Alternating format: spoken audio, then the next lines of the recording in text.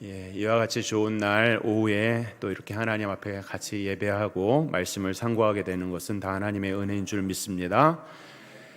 세상을 살아가면서 신앙생활을 하는 믿는 사람들에게 필요한 것이 무엇이 있을까요? 믿음이 있어야 우리가 구원을 받게 되고, 또 소망이 있어야 분명한 목표를 알게 되니까 또 바른 동기부여도 받게 되고, 또 사랑이 있어야 진정으로 그리스도인의 진정한 삶의 완성이 이루게 되는 것입니다. 믿음, 소망, 사랑 다 필요하고, 또 그 외에도 내적으로나 외적으로 모든 것이 많이 필요합니다. 그런데 이 모든 것들이 잘 구비되고 준비되어도 오늘 말씀의 주제죠, 지혜가 없으면 아무것도 아닐 수가 있습니다. 그래서 우리 믿는 사람들이 믿음과 소망과 사랑을 갖는 건 너무 중요한데, 그 위에 지혜를 가져야 될 줄 믿습니다. 그래서 기도를 할 때도 마찬가지예요. 기도를 하면서 우리는 마침내 기도의 능력을 구하지 않습니까? 이왕 기도하면 하늘에 상달되고 하나님께서 이 땅에 우리의 소원을 들어주고, 기도하는 일마다 역사가 일어나는 그런 능력을 구하죠. 근데 그런 기도의 능력보다도 더 소중한 것이 바로 지혜인 것입니다. 이것을 세상 사람도 알아요.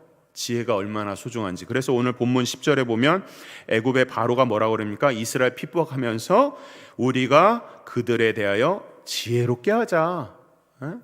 이방 사람도 이 지혜가 얼마나 소중한지 알게 된 거예요. 그래서 어떤 사람과의 관계에 있어서, 일을 하는 데 있어서, 가정에서나 학교에서나 직장에서나 사회에서나 지혜가 있고 없고가 우리의 삶을 얼마나 많이 변화시키는지 우리가 굳이 설명하지 않아도 됩니다. 아무리 능력이 많고 똑똑하고 잘났어도 지혜가 없으면 어떤 모든 일들이 다 숲으로 돌아갈 수도 있는 것이죠. 그래서 바라기는 지혜를 구하는 성도들이 되기를 바랍니다. 그런 의미에서 먼저 지혜하면 생각나는 왕 있죠? 솔로몬을 생각합니다. 하나님의 이 성전을 완공한 솔로몬은 지혜의 왕이라고 우리가 잘 알려져 있습니다. 그러니까 이 솔로몬 왕이 얼마나 지혜로운지 지혜를 구하는 거예요. 그러니까 지혜로운 왕이죠. 얼마나 지혜롭습니까? 지혜를 구하니까. 이해가 되세요? 지혜를 구한 게 지혜로운 왕이에요. 그래서 지혜를 얻게 되죠. 그래서 그가 잠시 또 방황하고, 또 수첩에 많은 처첩을 두면서 방황하고, 또 잘못된 일들도 저지르지만 그의 지혜서인 전도서에 보면 마지막에 하나님 앞에 회개하고 그런 전도서도 쓰는 것을 보면 이 지혜가 회개하는 은혜도 주셨다 말씀을 할 수가 있는 것입니다.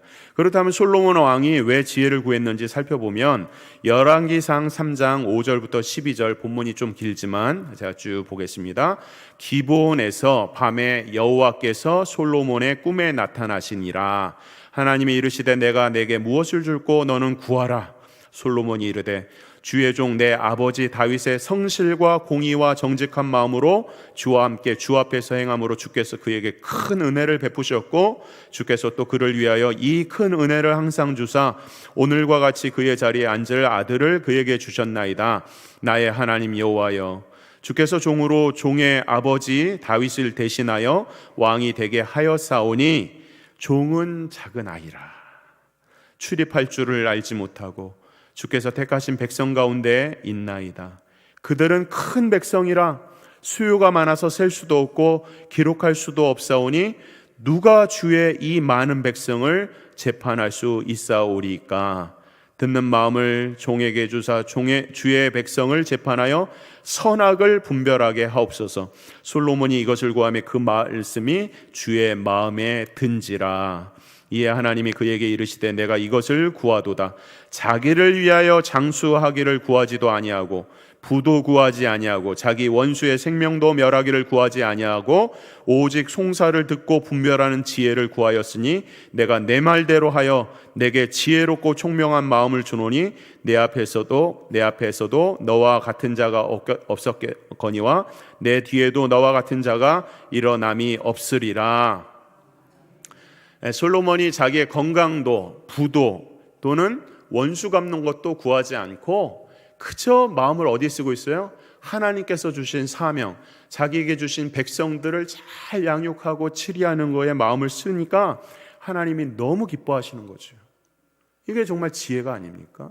사랑하는 성도 여러분, 우리가 이 말씀 그대로 보세요. 부도 건강도 구하지 않고 원수 갚는 것도 구하지 않고 하나님께서 우리에게 주신 사명, 그것이 무엇이든지 간에 가장 고귀한 거거든요. 각자에게 주신 사명은 최고란 말이에요. 그것이 작고 큰 게 없어요. 다 최고의 사명을 받았는데 그것을 잘 감당하기를 위하여 하나님께 구하는 게 지혜라는 거예요.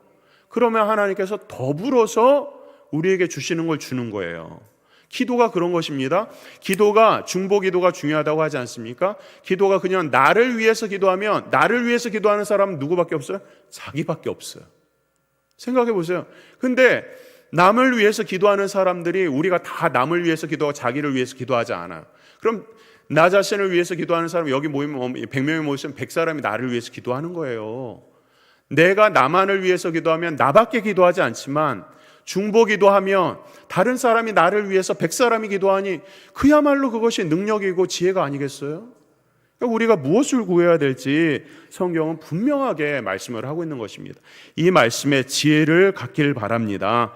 고린도전서 2장 6절과 7절에 보면 이 지혜를 이야기하는데, 그러나 우리가 온전한 자들 중에서는 지혜를 말하노니 이는 이 세상의 지혜가 아니요 또 이 세상에 없어질 통치자들의 지혜도 아니요 오직 은밀한 가운데 있는 하나님의 지혜를 말하는 것으로서 곧 감추어졌던 것인데 하나님이 우리의 영광을 위하여 만세전에 미리 정하신 것이라. 오늘 본문 말씀 고린도전서 2장에 보니까 세상에 있는 지혜도 있고 하나님께 속한 지혜도 있다, 명확하게 구분을 하고 있는 것입니다. 그런데 안타깝게도 하나님을 믿지 않는 사람들은 세상의 지혜를 가지고 있으니까 하나님께 속하지 않고 하나님의 지혜를 알지 못한단 말이에요. 그러니까 어떤 일이 생깁니까? 조그만 고난이 와도 쓰러지죠. 왜? 그 고난을 자기의 힘으로 자기 지혜로 이기려고 하니까 자기를 위해서 살아가는 사람들에게 하나님께서 어떻게 은혜를 주시겠어요? 자기를 위해서 자기가 지혜를 쓰니 넘어질 수밖에 없고 끝까지 버티지 못하고 넘어지는 것이 세상의 지혜를 가진 사람들의 모습인 것이에요. 그러나 하나님의 사람들은 살아도 주를 위해 살고 죽어도 주를 위해 죽기 때문에 어떤 시련과 역경이 와도 어떻게 해요? 오뚜기 같이 넘어졌다가 다시 일어서고 다시 일어서죠. 왜? 하나님의 지혜를 소유했기 때문인 것입니다. 오늘 본문을 보면 8절에서 요셉을 알지 못하는 새 왕이 일어났다, 이렇게 표현을 하고 있어요. 요셉을 알지 못하는 새 왕이 일어났다, 왕조가 새로 일어났다는 것이에요. 그래서 열왕기상, 열왕기하 이런 데 보면 여러 왕조들이 나와요. 왕조, 예를 들면 다윗의 왕조, 무슨 나쁜 왕, 아합의 왕조 이렇게 나오거든요. 왕조가 있는데 예를 들어서 다윗이 있어요. 다윗 왕조예요. 그러면 다윗이 죽으면 솔로몬이죠. 이 왕조는 계속 이어가는 거예요. 근데 왕조가 바뀐다는 것은 또 다른 계통의 사람들이 세워진 것을, 왕조가 바뀌는 것을 말하거든요. 근데 북이스라엘 같은 경우는 계속 왕조가 바뀌어요. 반역을 하고 모반을 일으켜서 왕조가 계속 바뀌어요. 그런 가운데서 남은 유다는 조금 더 왕조가 덜 바뀌는데 오늘 이 말씀을 보니까 왕조가 바뀔 때 어떻게 해요? 새 왕이 일어났다, 이렇게 표현을 하고 있어요.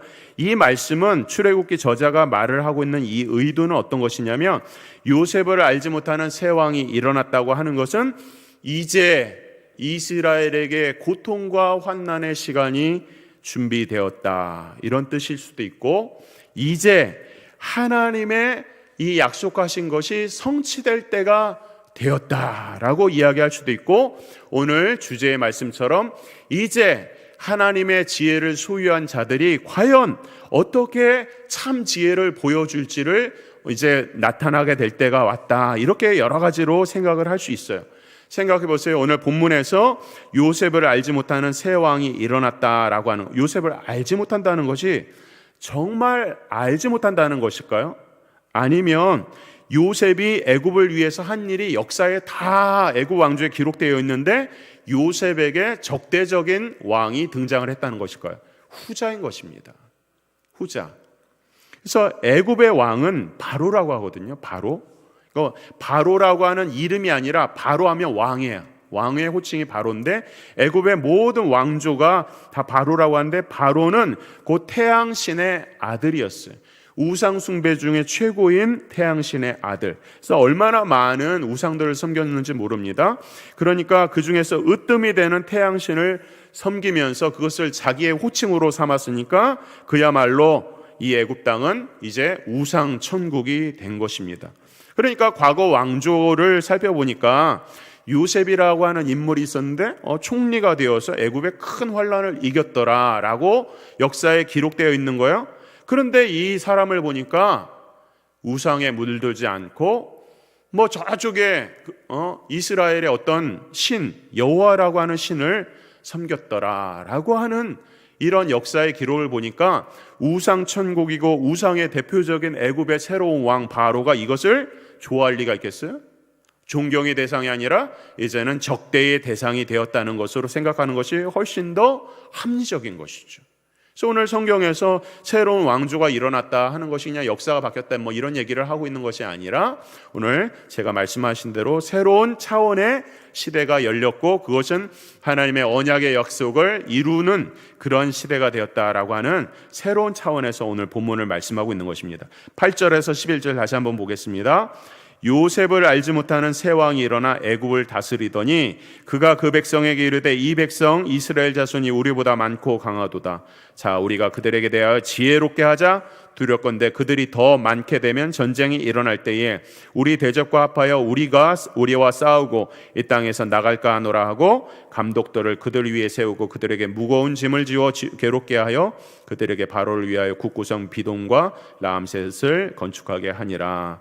지금 바로는 이스라엘이라고 하는 이 백성들을 두고서 외적으로나 내적으로나 딜레마에 빠져 있는 것입니다. 세상 지혜의 한계인 것이죠. 외적으로는 뭐냐면 이스라엘 숫자가 계속 번진단 말이야. 숫자가 늘어나요. 근데 마지막에 전쟁이 일어났는데 이 사람들은 자기 민족 사람들이 아니거든요. 전쟁이 일어나서 동참해서 쭉 가는데 어떻게 해요? 배반해서 상대방 적국의 편에 들게 되면 완전히 패망을 하게 되는 거야. 권세를 뺏기게 되는 거야.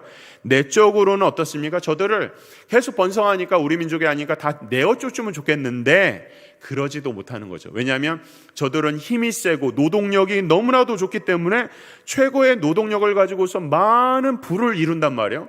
그러니까 내적으로 저들을 내쫓기면 어떻게 해요? 부를 잃어버리는 거예요. 외적으로는 잘못하면 권력을 잃어버리고 내적으로는 잘못하면 부를 잃어버리게 되는 거예요. 돈을 잃어버릴까 하는 그런 두려움이 임하게 되는 것이죠. 그래서 여기서도 지혜가 두 가지가 있듯이 두려움도 두 가지로 나옵니다. 10절에 보면 자 우리가 그들에게 대하여 지혜롭게 하자 두렵건대 이렇게 이야기하고 있고요.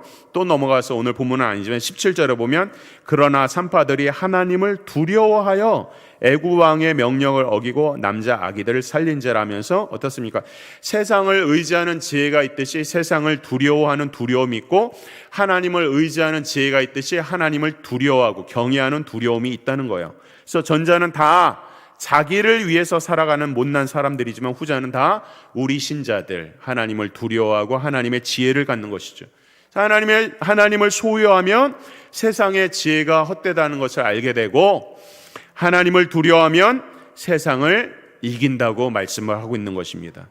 다시 쟁점으로 돌아와서 지금 요셉이 모르는 새 왕조가 일어나서 이제 애굽의 바로는 권세와 돈 이 두 가지를 잃을까 염려하면서 핍박을 가하는 거야.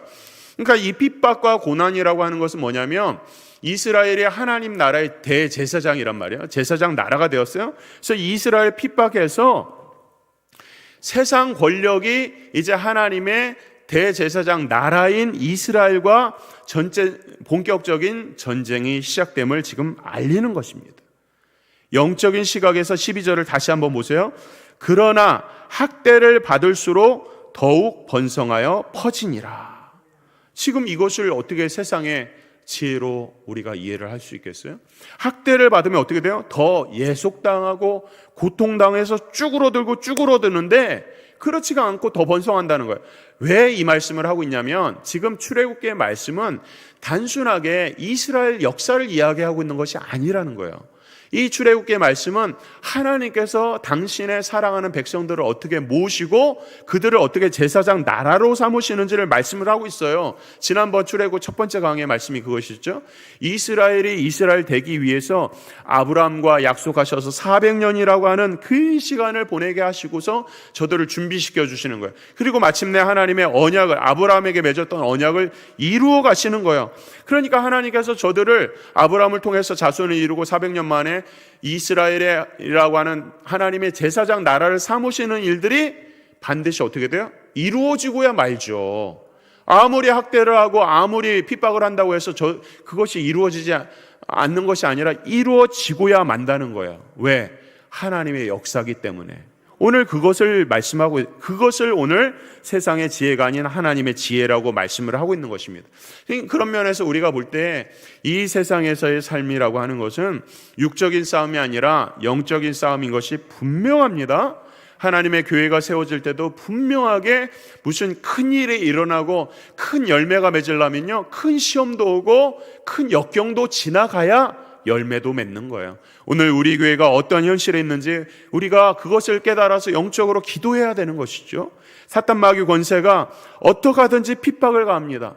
핍박을 가해서 무너뜨리려고 합니다. 어느 시대도 마찬가지였어요. 하나님의 사람들을 계속해서 핍박합니다. 어렵게 합니다. 사탄의 전략이죠. 그런데 보세요. 역사적으로 여러분들 한번 가져와 보세요. 역사적으로 어느 시대에 기독교를 핍박해서 무너진 역사가 있는지 한번 가져와 보세요. 어떤 역사에도 없어요. 아무리 믿는 사람들을 핍박해도 이 나라가 지금 현재 무슨 종교법 어떻게 개정하려고 노력하거든요. 아무리 믿는 사람들을 핍박해도요, 믿는 사람들의 역사는 지워진 적이 없어요. 중국이 공산화될 때에 중국이 이제 문이 닫혔다고 생각했어요. 중국은 우리나라 1884년에 복음이 들어오기 전부터 이미 훨씬 전에 중국에 복음이 들어가거든요. 저쪽 동방 종교에서 경교로에서도 들어가고 오래됐어요. 로마 카톨릭을 통해서 들어가고 오래 복음이 우리보다 훨씬 빨리 들어갔어요. 그런데 이제 중국의 문이 공산화가 돼서 닫혔어요. 그래서 모든 믿는 사람들이 다 없어질 것이라고 생각했어요. 그러다가 자본주의 물결이 들어가서 중국의 문이 열리니까 자그마치 중국 인구의 1%, 우리나라 인구의 지금 20%인데 그것도 아니죠, 사실은. 근데 중국 인구가 얼마나 많습니까? 중국 인구의 1%가 기독교 인구라는 거예요. 10억이라고 하면 자그마치 1000만 명이 이 지하 교회에서 살아남은 하나님의 사람들이었다는 거예요. 어떻게 이것을 사람의 지혜로 이야기할 수, 그렇게 공적으로 예배할 모든 걸 다 핍박하고 지금 공산 가운데서 지금도 그러지 않습니까? 그러나 그럴수록 기독교 인구는 줄지 않아요. 하나님의 역사죠. 북한은 어떨까요? 지금도 저기 정치 수용소 20만 있다고 그러고 막 이렇게 핍박을 간단 말이에요. 그러나 지금도 우리가 가지고 있는 이 66권 성경도 아니고 쪽복음 하나 받으려고 생명을 걸고 지금도 목숨을 걸고 신앙을 사수하는 사람들이 얼마나 많을까요? 저는 정말 셀 수가 없다고 생각해요. 하나님의 역사죠. 우리 인간적으로 생각하면 저들은 다 죽은 거예요. 어떻게 저런 핍박 가운데서 성경책 하나 가지고 있는다고 해서 죽음을 불사하면서 저렇게 살 수 있을까? 근데 그들은 살아가는 거예요. 하나님이 살게 하시는 거예요. 왜? 우리가 그렇게 기도하지 않습니까? 하나님, 저 북한 땅에 우리 동족들, 우리 믿음의 형제들 지켜주십시오. 고통을 받을 때, 핍박을 받을 때 피할 길을 주시고 이길 길을 달라고 우리가 늘 기도하는데 어떻게 하나님께서 저들을 그대로 내버려 두시겠어요? 피할 길도 주시고 생명도 보존하시고 마침내 저들을 통해서 그 다음 세대가 믿음의 유업을 얻게 되고 언젠가는 저 평양에도 다시 교회가 세워지지 않겠어요?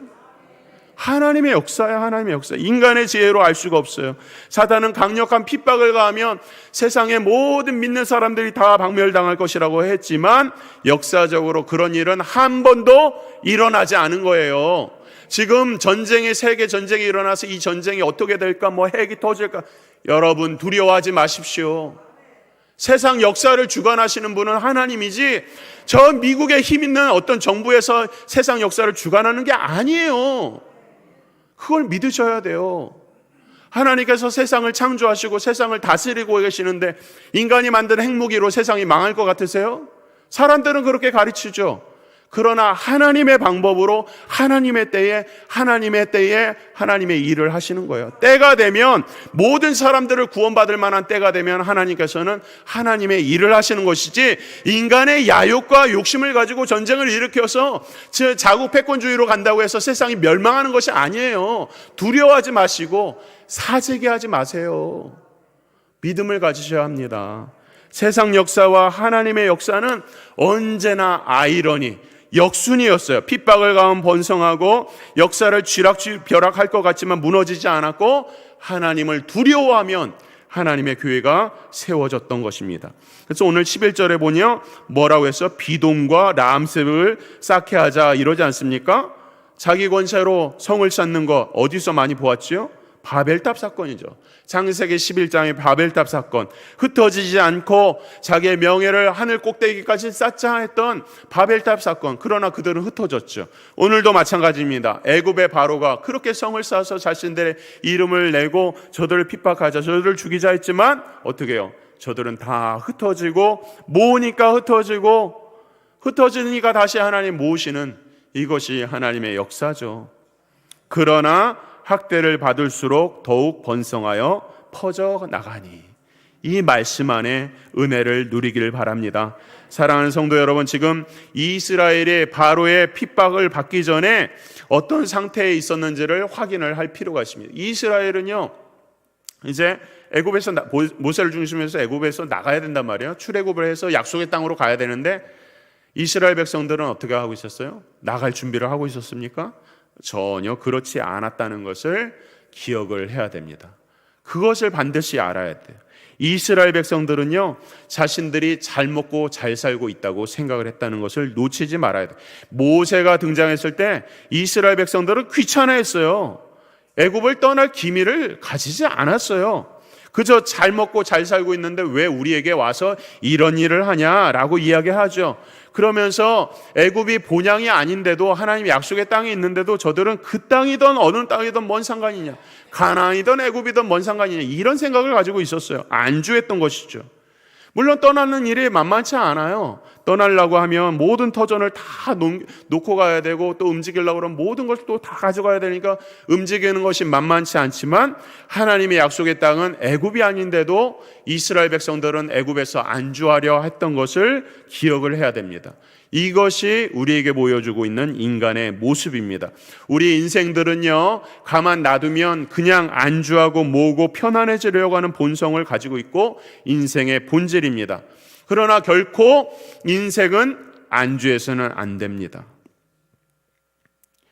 우리가 살면서 다 이루었다고 생각하시는 분 계세요?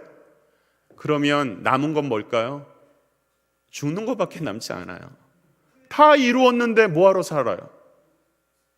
다 이루었는데 생각해 보세요. 다 만족이 되는데 뭐하러 이 세상에 살아요? 다 이루었으면 죽는 것밖에 남지 않고 또 다 배웠다고 생각하면요 인생은 종결된 것입니다. 우리 권사님들이 무슨 양육 같은 거 하려고 그러면 막 열심으로 이렇게 오시는 거 보면 참 정말 저는 너무 감사해요. 뭐 암송을 해도 또 해도 있잖아요. 말씀을 들어도 또 있고 잊어도 그래도 계속 말씀을 사모하는 것은요 그만큼 생명력이 있다는 거예요. 이미 다 배웠다고 나는 이렇게도 해봤고 저렇게도 해봤고 이거 아닙니다 라고 말하는 것은요 교만한 거예요. 모든 것이 다 배웠다고 하면 인생은 종결이고 이 정도 먹고 살면 되었다고 하면 이제 남는 것은 늙는 것만 남은 거예요. 인생은 언제나 새로운 것들을 위해서 살아가게 되어 있어요. 그것이 다하면 사명이 다한 것이고 그러면 모든 것이 끝난 거예요. 모든 것이 만족이 되면 다 끝난 거죠. 좀 더 눕고 좀 더 쉬고 좀 더 자자 하면 나태함과 안일함이 찾아오죠. 물밀듯 찾아옵니다. 성도 여러분, 한 주간 동안 바쁘게 살았습니까? 그럼 잘 하신 것입니다. 안주할 일이 없도록 우리를 인도하셨다면 하나님께서 기뻐하실 일이라는 거예요. 지금 가나안 백성들, 이 이스라엘 백성들 보세요. 가나안 땅을 생각하지도 않습니다. 나가지도 않습니다. 그냥 그 애굽 땅에 안주하고 있는 거예요. 바로는 우상 숭배하면서 하나님을 떠났고 자기 지혜로 이스라엘을 핍박합니다. 그러니까 그때서야 이스라엘 백성들이 아차 싶은 거죠. 그러니까 이 말씀이 무엇이냐면 결국 하나님께서 우리가 안주하면 어떻게 해요? 누군가를 통해서 채근하시는 거예요. 그 자리에 앉아있지 못하게 하시는 거예요. 때로는 너무 심각한 고통도 당하고 어려움도 당해서 하나님을 찾게 하고 그 하나님을 찾아서 다시 나아가고 회복되고 새로운 하나님의 은혜를 깨닫게 되니까 그것이 하나님의 방법이고 그것을 빨리 깨달으면 하나님의 지혜를 소유하게 되는 줄 믿습니다. 생각해 보세요. 학대를 통해서 저들은 이스라엘 백성들은 본향을 생각하게 되었다라고 하는 것, 우리에게 많은 교훈을 주지 않습니까? 우리에게 맡은 바 책임이 있어요. 사명이 있어요. 맡은 자에게 구할 것은 충성이지 안주가 아니에요. 충성하라는 것입니다. 하나님의 채근을 받고서 충성하시겠습니까? 아니면 정말 우리에게 주신 자원들, 우리에게 주신 많은 기회들을 마음껏 누리면서 사명 감당하면서 하나님이 기쁨이 되고 우리의 삶에도 기쁨이 되는 그런 삶을 살기 원하십니까? 당연히 후자가 돼야겠죠. 그것이 바로 하나님의 지혜라는 것입니다. 오늘 본문 말씀에 애굽에서 출애굽하는 과정을 통해서 오늘 우리에게 분명하게 말씀하고 있어요. 세상에 지식이 있고 하나님 나라의 지혜가 있는데 하나님 나라의 지혜에 속하게 되면 우리 믿는 사람들은 다 믿음으로 축복받고 하나님의 은혜가 충만하게 임할 것이라고 오늘 우리에게 약속하십니다. 오늘 이 말씀을 통해서 한 주간 동안에 하나님의 지혜를 소유하고 하나님의 지혜 가운데서 만족하는 복된 한 주간 되기를 주의 이름으로 축원합니다.